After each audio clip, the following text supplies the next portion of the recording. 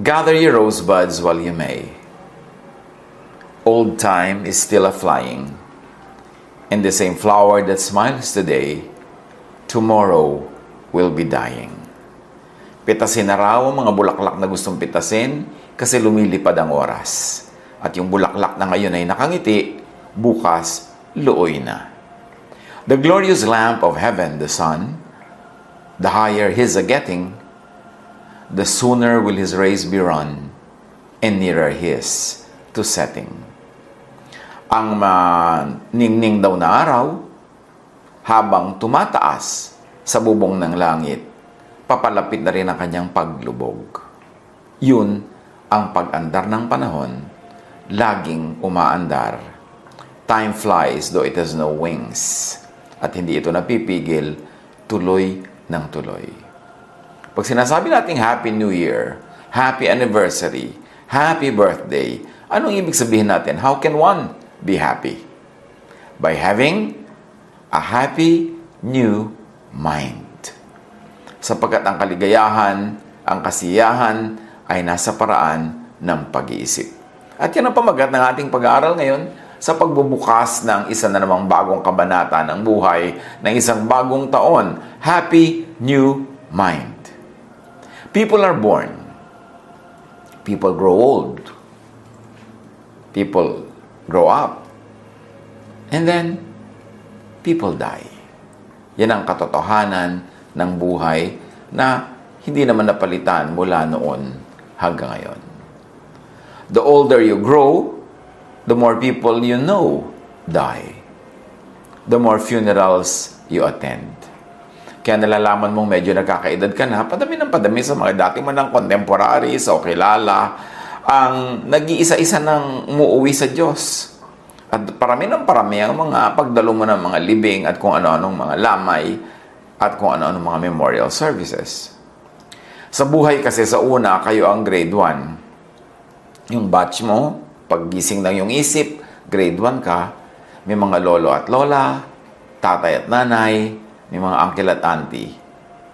Pagdating ng panahon, kayo na ang uncle at auntie, batch nyo na ang tatay at nanay, then nagiging kayo ang mga lolo at lola, and sooner, kayo na ang graduating class.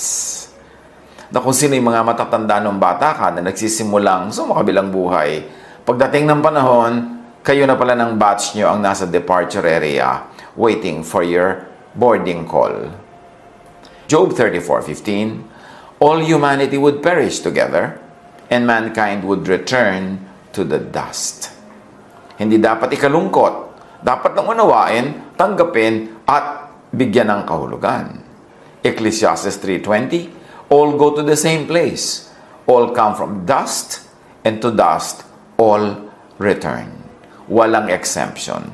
Kaya ikaw ay pharaoh ng Egypt, emperor ng Rome, o datu ka ng barangay, pare-pareho lang. Ecclesiastes 3:2, there's a time to be born and a time to die.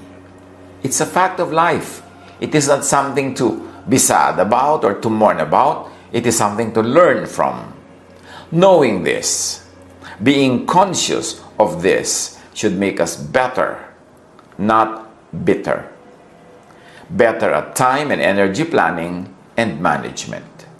Kung tayo ay conscious na ang buhay ay may takdang simula at wakas, yung earthly life at least, dapat maging mahusay tayo sa time management kasi limited ang time natin. Mahusay tayo sa energy planning kasi limited ang ating energy. Time and energy, youth are consumable and none renewable. Psalm 90 verse 10, we live about 70 years or if we are strong, 80 years. But most of them are filled with hard work and pain. Then suddenly, the years are gone and we fly away. Yun daw ang buhay kung ikaw ay blessed na mabuhay ng isang full cycle, full life, 70 years. At kung may bonus, dahil malakas ka, 80 years. More than that, super bonus na, huwag ka na lang yung masyadong, halimbawa, may sakit na yung quality of life, kulang-kulang na. So, ano ang mahalaga sa buhay? It's not the years in your life, but the life in your years. hindi nadadaan ang buhay sa haba ng mga taon, kundi sa uri ng kalidad ng buhay na ating nalasap. So ang tanong, to have a happy life, and even a happy ending if you must, paano susulitin ang buhay? Paano magiging maximum ang ating paglasap ng blessing sa buhay? As we always say, minimize pain. Don't spiritualize or glamorize pain. Huwag mag-volunteer to be going through pain. Huwag maghanap ng pain sa buhay. Huwag din itong ipataw sa iba kung hindi kailangan. Huwag laging hanapin at daanan ang pagdurusa. Minimize it. Kayo na ang bahala mag-isip kung paano nyo i-minimize ang pain. Halimbawa, may hinihigang kayo na ang mga spring ng kama nyo tusok-tusok, nakatusok sa likod yung magdamag. How do you minimize pain? Either magpalit ka ng kutsyon, o maglagay ka ng mas makapal na sapin, o kung ano man gagawa ka ng paraan, but you minimize pain. Don't suffer needlessly. Pag naiiwasan ang pain, iwasan. Pag nababawasan, bawasan. Ano man yon, pain sa body, pain sa spirit, pain sa emotion, pain sa relationships. Maximize pleasure. Don't demonize pleasure tulad ng ginagawa ng maraming relihiyoso. God gave us all the nerve endings in the correct places so that those nerves will be tickled, titillated, and satisfied. God ang nagbigay ng ating body, God ang nag-design ng ating systems, kaya makikita natin we were designed for pleasure because God likes us to enjoy the life that He gifts us with. And then, of course, do the most good. Yan ang gagawin natin sa buhay. Minimize pain, maximize pleasure, do the most good. Balikan natin yung minimize pain para sulit ang buhay. Ecclesiastes 2:22-23. What do people get from all the toil and anxious striving with which they labor under the sun? All their days, their work is grief and pain.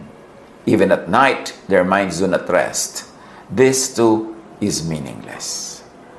May mga tao, hindi lang sila aware, hindi sila conscious, but they maximize pain, not minimize.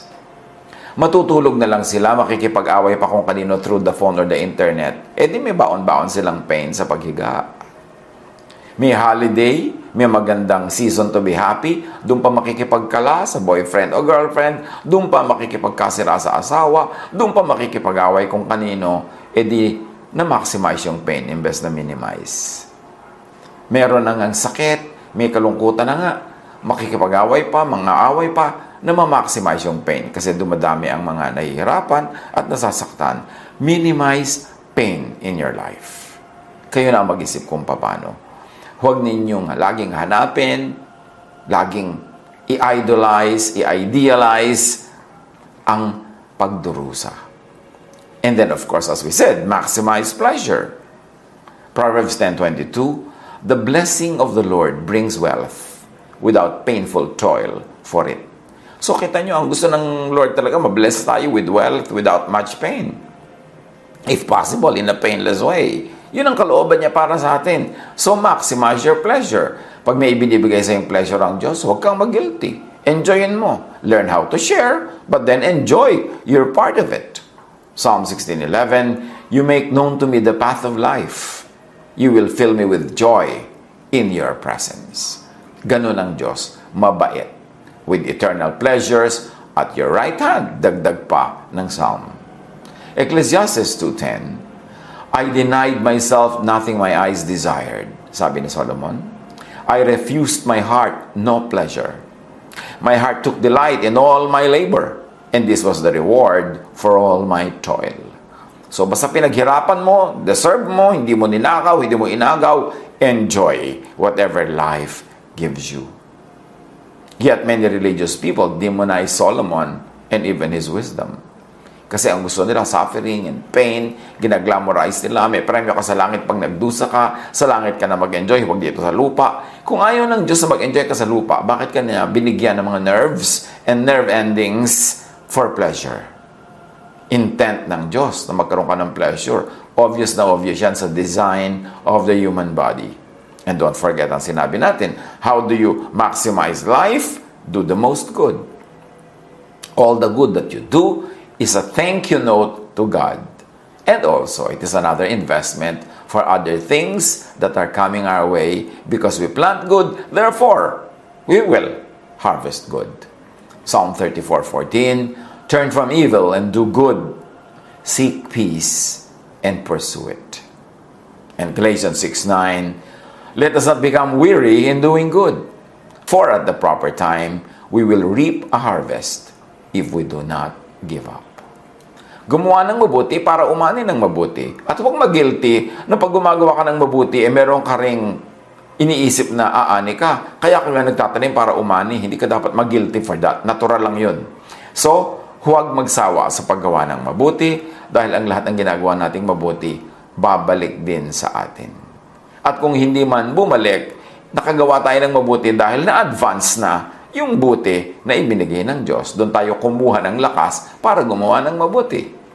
So, pasulitin ang buhay. Fill life with happy periods. Childhood, youth, early adulthood, senior years, retirement, and all that. Fill life with happy years, months, weeks, days, hours, minutes, moments. Hanggang kaya magsaya. Umimbento ng saya, gumawa ng saya, gumawa ng ginhawa, gumawa ng kung anong masarap, lasapin ng masarap. Yun ang magandang kalooban ng Diyos para sa atin. Hindi niya tayo nilikha para pagdusahin, para pagtiisin at para pahirapan. Hindi sadista ang Diyos. So huwag nating isipin na yung itinuturo ng maraming religious thought na magdusa ka, magtiis ka, yun ang kagustuhan ng Diyos. Madalas yun lang ang gusto ng religion kasi gusto niya yung mga non-complaining, non-stop workers for religion, kaya ginaglamorize ang pagdurusa. Pero ang Diyos, gusto niya tayo nagpapahinga, tayo ay nag-enjoy. And help others do the same with their lives. Enjoyin mo ang buhay na ipinapahiram sa iyo ng Diyos at hayaan mo, payagan mo, tulungan mo pa nga ang iba na ma-enjoy din nila yung buhay nila na ipinapahiram sa kanila ng Diyos. Let spirituality and religiosity add to your enjoyment of life, not subtract from it. Huwag nating hayaan na ang ating pagiging relihiyoso ang magtanggal ng ligaya, ng sarap ng buhay. Dapat nga yung ating religious belief, yung ating spirituality, ang lalong maghanda sa ating puso at isip para tumanggap ng mga pagpapala ng Diyos, para ito'y makita, ma-appreciate at ma-share pa sa iba. John 10:10, anong sabi ni Jesus? The thief comes only to steal and kill and destroy. I have come that they may have life and have it to the full. Nakita niyo ang intention ni Jesus para sa atin? Sabi niya, ang magnanakaw, at hindi ako yon ha, sino ba yung magnanakaw mamaya? Tangkain natin kilalanin. Ang magnanakaw, walang ginawa yan, kundi magnakaw, pumatay at manira. Sabi niya, kaya ako dumating para magbigay ng buhay. Buhay na punong-puno, makulay, masaya, puno ng musika, puno ng pag-ibig. Yung John 10:10 na yan, sino yung the thief? Let's read it. At least for our purposes now. The thief is Pharisaic religiosity.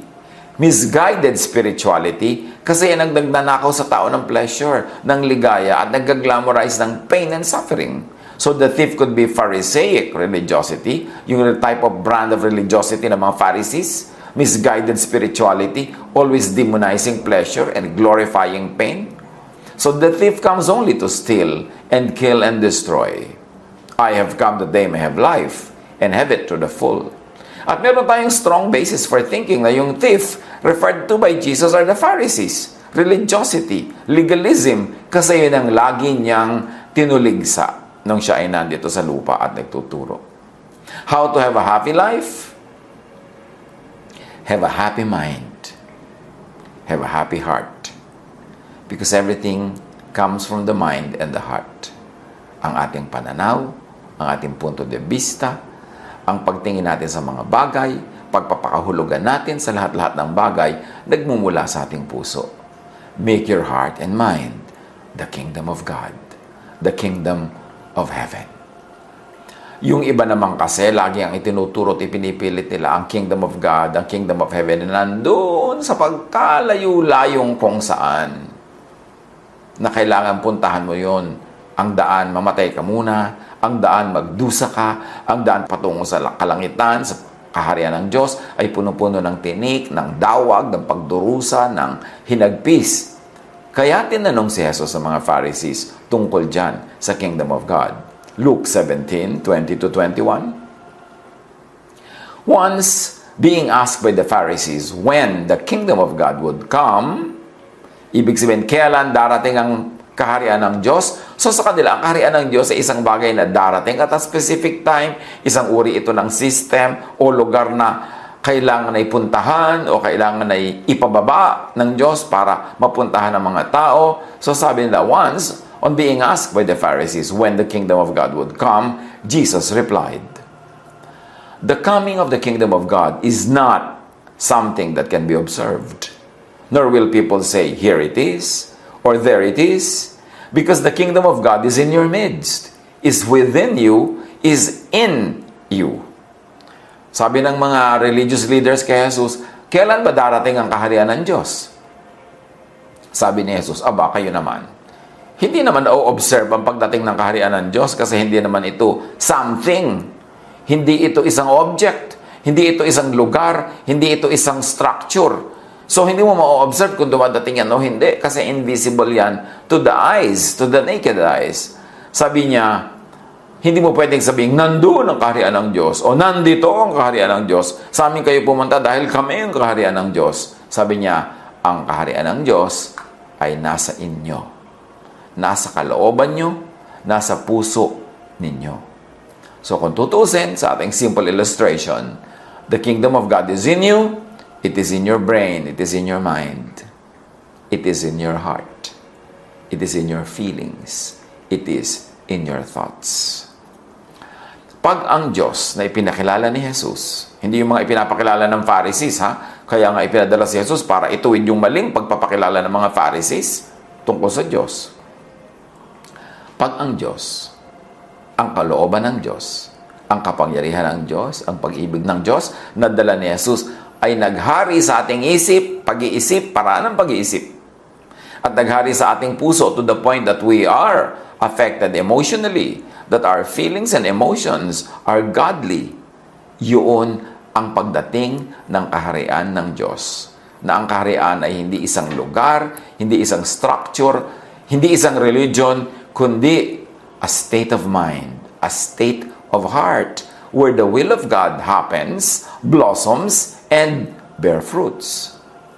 So know, develop, enrich the kingdom of heaven in you. The kingdom of heaven in your heart and mind. The kingdom of God in your thought and feelings. So kung ang Diyos ang nag-ahari sa iyong isip at damdamin, you have the kingdom of God na tinutukoy ni Jesus. At sa sinabi niyang, gather for yourselves treasures in heaven, anong kahulugan nun? Again, ang pakahulugan ng maraming mga religious teachings, magdusa ka, treasure yan in heaven, doon ka mag-withdraw. Lahat ng pera mo, ihulog mo sa basket, at yan ay heaven ang pinaglalagyan mo ng pera mo, then babawi ka pagdating mo sa langit. Magtiis ka, maghirap, mag-sacrifice, magpakamartir para ka makapag-deposit ng kayamanan sa langit. Yun ang pakahulugan ng napakaraming religious teachings. Pero anong kahulugan ni Jesus dyan? Sabi niya sa Matthew 6:19-21, "Do not store up for yourselves treasures on earth, where moths and vermin destroy, and where thieves break in and steal. But store up for yourselves treasures in heaven, where moths and vermin do not destroy, and where thieves do not break in and steal. For where your treasure is, there your heart will be also."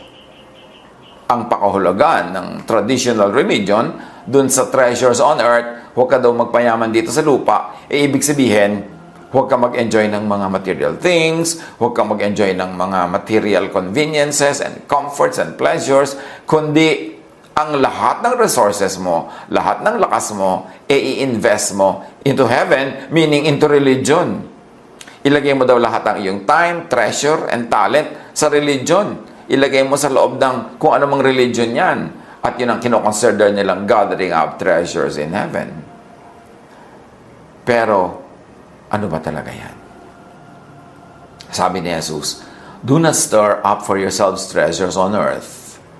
Meaning, in the physical and material world, or in the world outside of you, where moths and vermin destroy, and where thieves break in and steal. So this can mean also material things. Na huwag mong ilagay lahat ang resources mo into material things, mga alahas, mga bahay, mga ganyan. Kasi pwede yung manakaw sa iyo, pwede yung mawala. Kasi nasa labas yan ang katawan mo, pwede yung maagaw ng iba.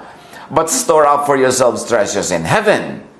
And if heaven is your mind or your heart, it means store up treasures for yourselves in your heart and mind, in your feelings and thought, in your spirit, inside you, where moths and vermin do not destroy, and where thieves do not break in and steal.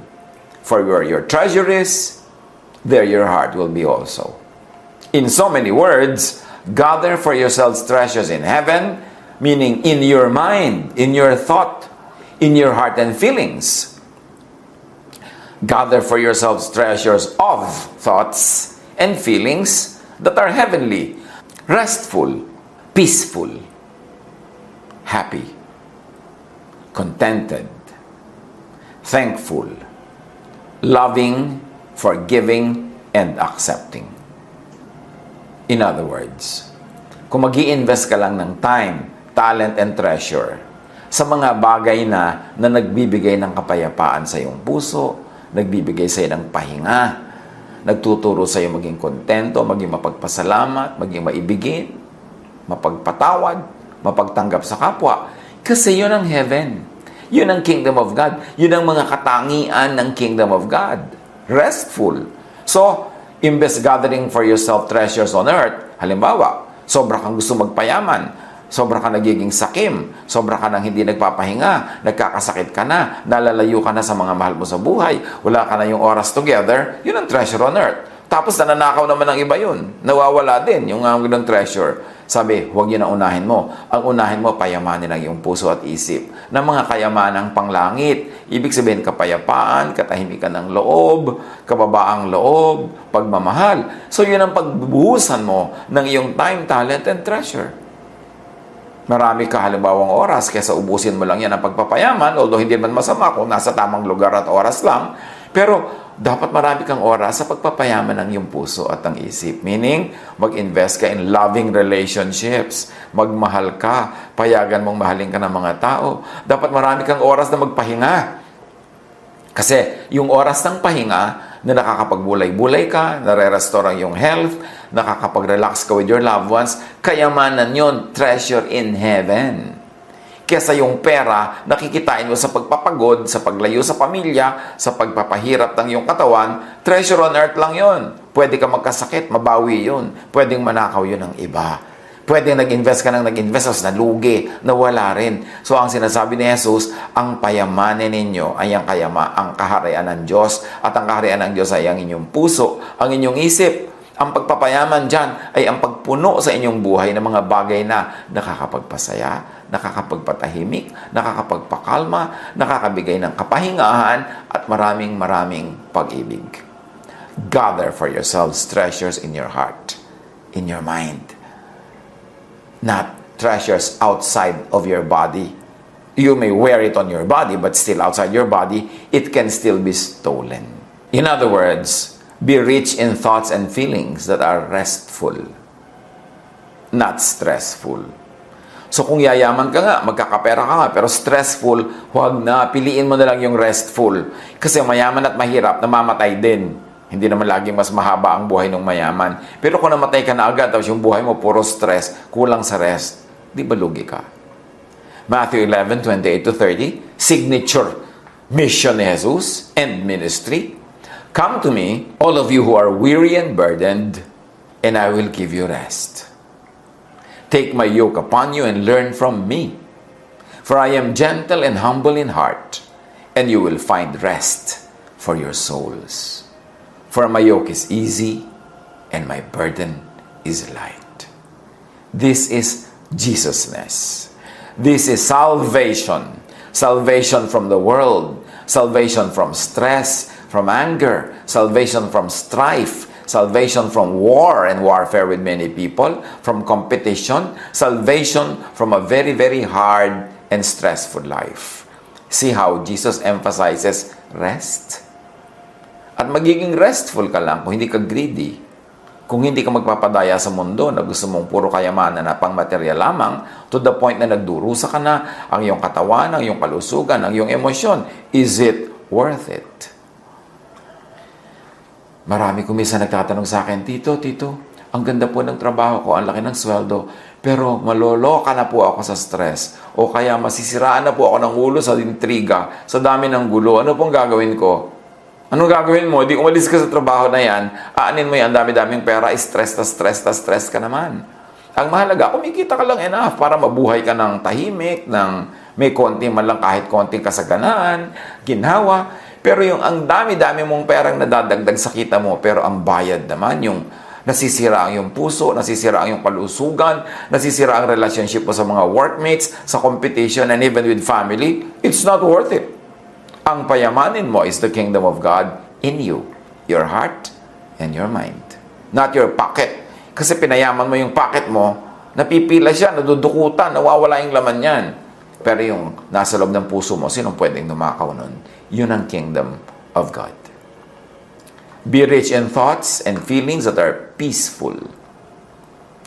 John 16:33, I have told you these things, so that in me you may have peace. In this world you will have trouble, but take heart. I have overcome the world. How did Jesus overcome the world? The law condemns, but the love of Jesus overcomes the law. Jesusness saves and gives peace. Jesusness does not save only from hell. Jesusness also saves from a religion that makes your life like hell. Jesusness saves from Pharisaism, from legalism, from condemnation and judgment. And only in Jesusness can you find real rest and peace. John 14:27, I leave you peace. It is my own peace I give you.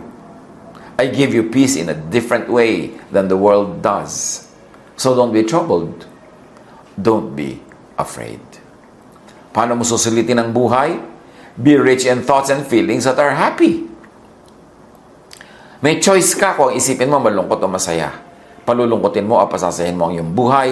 Palulungkotin mo o pasasahin mo ang iyong kapwa. Nasa style mo yan. John 15:11, I have told you this, so that my joy may be in you, and that your joy will be complete. Yan ang kalooban ng Diyos through Jesus. Maging joyful, maging happy tayo. And yet many people invite loneliness and sadness. They burn bridges instead of build walls. They destroy relationships instead of build them up. Nag-everything or nothing sila sa buhay, and usually they end up with nothing. Hindi sila marunong makontento with something, with a little something. Gusto nila everything. So ang nangyayari, natatalo sila sa kanilang mga sugal na pinapasok sa buhay, hindi nagiging everything, nagiging nothing. At kahit maging everything pa, kaya mo bang dalhin ang everything? May stress ka to maintain and to keep everything. So, godliness with contentment is a great gain. Be rich in thoughts and feelings that are contented. 1 Timothy 6:6, godliness with contentment is a great gain. Even in the game of love, even in romantic love, maraming pain because people are never contented. May pagmamahal na sila ng asawa nila, gusto nila agawin pa yung pagmamahal ng asawa nila para doon sa magulang, para doon sa kapatid, para doon sa anak, para doon sa sports o hobby. Gusto nila, sa kanila lang umikot ang mundo ng minamahal nila, solohin nila, maging kanila ang lahat. Hindi sila makontento sa a slice of their loved one. Gusto nila yung buong-buong loved one. How can that happen? Are you big enough to feel the whole heart of your loved one? Hindi ka ba magiging humble enough to accept na hindi mo siya kayang punuin? Kailangan din niya ng ibang tao? Na kahit mahal mo siya, asawa mo siya, kailangan din niya yung kanyang magulang, yung kanyang kapatid, yung kanyang mga kaibigan, kailangan din niya yung mga iba pang bagay, mga libangan niya, mga interest niya sa buhay. Hindi sa iyo na lang iikot ang buong mundo niya. It's impossible. It is not sustainable. Kaya marami naghihiwalay ng mamahalan kasi gusto mo suluhin mo siya. Ayaw mo siyang i-share. Meron lang tayong kanya-kanyang share, kanya-kanyang slices sa puso ng mga minamahal natin.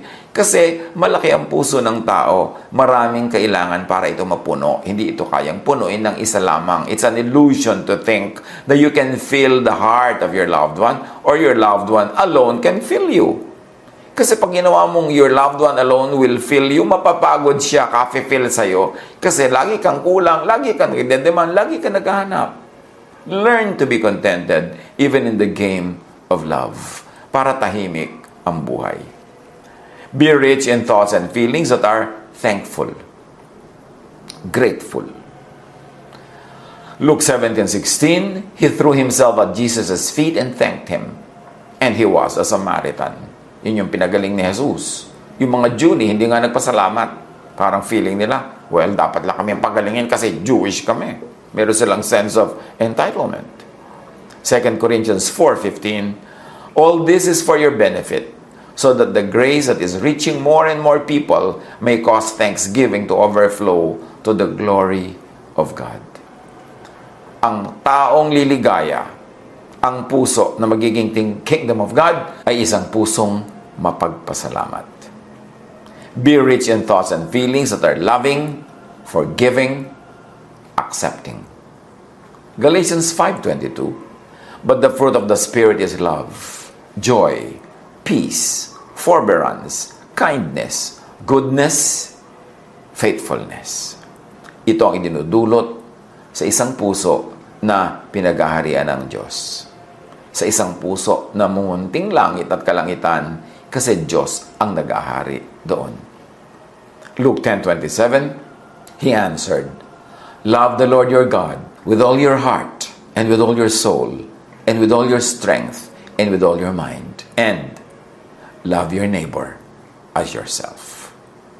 Ang pag-ibig sa kapwa, ang pagpapatawad, ang walang patakarang pagtanggap, yan ang susi sa isang buhay na malalangit. Yan ang susi para ang ating puso, ang ating isip ay maging munting langit na pinag-aharian ng Diyos. Romans 15:7, accept one another then, just as Christ accepted you in order to bring praise to God. You know why many people are sad? Because they reject others rather than accept them. Especially kung nire-reject mo sarili mong magulang, sarili mong anak, sarili mong asawa, sarili mong kapatid, sarili mong kaibigan, kapitbahay kaya, reject ang ginagawa natin, so nagiging hell ang ating puso at ang ating isip imbes maging heaven. Being rich in thoughts and feelings is heaven on earth. Ang tao na mayaman ang kanyang puso, ang kanyang isip, ang kanyang damdamin sa kapayapaan, sa katahimikan, sa pag-ibig, ay nasa langit. Dahil nasa kanya ang langit. The kingdom of heaven, the kingdom of God is in you, within you, in your midst. Matthew 6:10, ang prayer na itinuro ni Jesus, hindi yung dalin mo po kami sa langit. No. Ang turo niya, ito daw ay pag-pray natin, your kingdom, O God, come. Your will be done on earth as it is in heaven. So kung natutupad sa puso, sa isip, sa damdamin natin ang kalooban ng Diyos, bumaba na ang kaharian ng Diyos sa atin, nasa atin ang puso at nasa ating isip. Being rich in thoughts and feelings means sulit na panahon. It also means sulit na buhay. Yun ang ibig sabihin na mabuhay. Kaya sikapin natin na taon-taon, buwan-buwan, linggo-linggo, araw-araw, oras-oras, minuto, meron tayo sa ating puso ng rest ng peace, ng love, ng relaxation, ng happiness, ng enjoyment. Dahil yon ang nagbibigay ng malalangit na buhay sa atin. Umiksi man o humaba ang ating numerical life, ang number of years, it is the quality of our minutes, of our seconds, of our moments that really matter. Ecclesiastes 11:9, you who are young, be happy while you are young, and let your heart give you joy in the days of your youth. Follow the ways of your heart, and whatever your eyes see. So, habang bata ka daw, samantalahin mo yan. Magpakaligaya ka, magpakasaya ka. But know that for all these things, God will bring you into judgment. Ibig sabihin, huwag kang mag-abuso. Huwag mo sirain ang sarili mo, ang buhay ng iba. Basta't mag-enjoy ka lang sa tamang paraan, sa magandang paraan, do it all. It is God's will for you. Huwag ka lang lalampas, huwag kang aabuso, kasi merong consequences pagka ikaw ay lumampas. Ecclesiastes 2:10, sabi ni Solomon, I denied myself nothing my eyes desired. I refused my heart no pleasure. My heart took delight in all my labor, and this was the reward for all my toil. Work, enjoy the fruits of your work, share the fruits of your work. Minimize pain, maximize pleasure, do the most good. How to have a happy new year? How to have new and happy anniversary? How to have a happy new life? Have a happy new mind. Nasa pag-iisip natin ang lahat ng yan. Sabi sa Romans, be changed by the renewing of your mind. Kung laging malungkot ang ating buhay, reviewin nyo, baka malungkot kayo mag-isip. At kung iniisip mo, you attract it into your life. Kung lagi nilang negative, baka negative ka kasi mag-isip. Sa isip, nagmumula ang lahat, at ang isip natin ang magnet na uma-attract kung ano man ang ating iniisip. So watch what you think of, what you think about.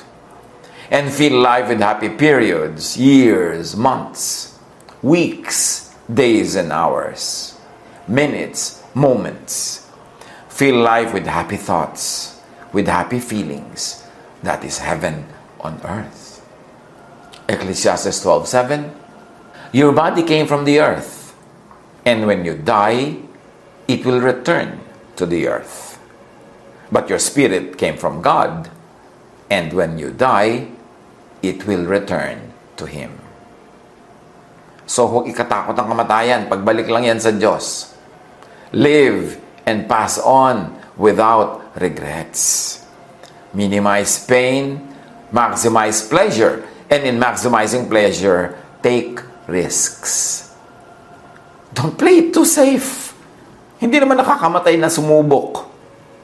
Kung may konting risk, take the risk. Kasi ang laki ng pwede mong mapanalunan na premyo kesa sa you play it too safe, hindi ka lumabas sa kuweba, buong buhay mo nasa loob ka ng kuweba. Hindi ka nag-enjoy. Kung nadapa, bumangon, nasaktan, pagalingin ang sugat. Ganun talaga.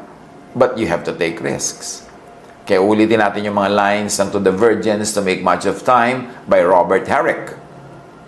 Gather your rosebuds while you may. Old time is still a-flying, and this same flower that smiles today, tomorrow will be dying. Pitasin mo na ang mga bulaklak na mapipitas mo sapagkat dumaraan ang oras. Itong bulaklak na nakingiti ngayon, tomorrow maluluoy na yan. Kaya pitasin mo na ngayon, amuyin mo na ngayon, simsimin mo na ang bango ngayon pa lang. The glorious lamp of heaven, the sun, the higher he's a-getting, the sooner will his rays be run, and nearer his to setting. Ang araw, habang papaakyat doon sa bubong ng langit, papalapit na rin sa paglubog. So, samantalahin mo ang panahon, kasi lumalakad yung araw, hindi yung titigil, lulubog yun sa oras ng paglubog. Dapat may nangyari na sa iyong maghapon. The age is best, which is the first, when youth and blood are warmer, being spent the worst, time still succeed the former. Pinakamabuti daw habang bata ka, gawin mo ang lahat ng kaya mong gawin bilang bata kasi mainit pa ang iyong dugo, malakas pa ang iyong katawan, may gana ka pa. Dahil pag hindi mo yan sinamantala, lilipas din ang iyong kabataan, magiging matanda ka rin, at magtatagumpay ang oras, magwawakas ang iyong buhay, baka naman sa mga paglubog ng araw sa iyong buhay, punong-puno ka ng pagsisisi at mga regret sa mga bagay na hindi mo nagawa. Mas madalas, pinagsisisihan yung hindi nagawa kesa sa nagawa. So, do it. Basta alam mo na hindi yan masama. Kahit pa nga kuminsan, may mga unknown pala na nagkaroon ka ng mga damages, nagkaroon ka ng mga wounds. Ganun talaga buhay. Huwag mo lang sadyain na gumawa ng mali. Pero habang maganda ang iyong alam, malinis ang iyong intensyon, do it. Because time is passing you by. Hindi na babalik ang nawalang panahon.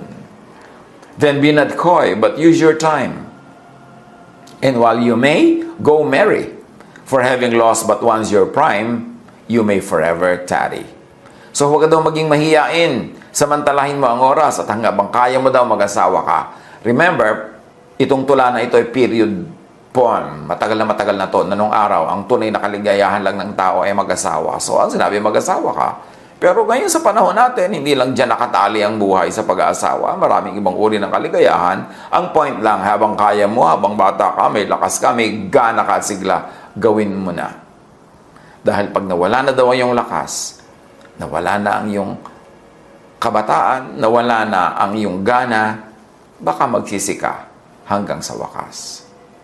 Do the most good, then leave your earthly body and meet your Maker. Huwag malungkot na namamatay ang mga tao sa ating paligid. Pinanganak sila, mamamatay sila.